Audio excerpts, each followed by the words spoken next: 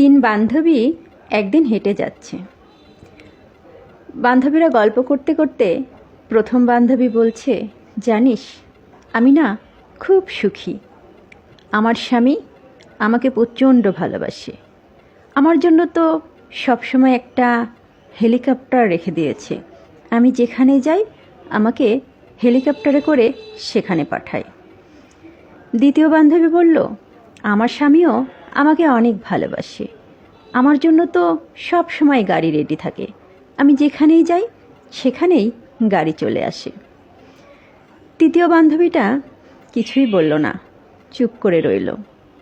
এরপর প্রথম বান্ধবীর হেলিকপ্টার এসে হাজির, দ্বিতীয় বান্ধবীর গাড়ি এসেও হাজির, কিন্তু ওই তৃতীয় বান্ধবীর কোনো কিছুই আসলো না।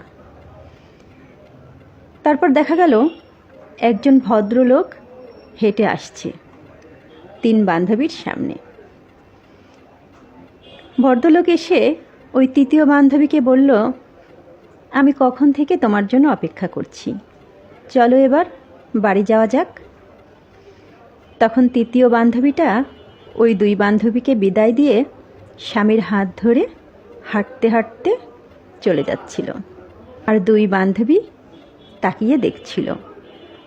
তখন দুই বান্ধবী দুজনকে বলল, না রে, আমাদের চেয়ে ও বেশি সুখী, কারণ ওর সাথে সবসময় ওর স্বামী থাকে। ওই আমাদের চেয়ে সবচেয়ে বেশি সুখী। যে নারীর পাশে তার স্বামী থাকে এই পৃথিবীতে, সেই নারী হচ্ছে সবচেয়ে সুখী। আমার এতদিনের অভিজ্ঞতায় আমার এটাই মনে হয়, পৃথিবীর সর্বশ্রেষ্ঠ সুখ দিতে পারে স্বামী। আর একজন নারী যদি একজন দায়িত্বশীল স্বামী পায়, তবে সে নারীর মতো ভাগ্যবতী এই পৃথিবীতে আর কেউ হয় না। সবাই ভালো থাকবেন। ধন্যবাদ।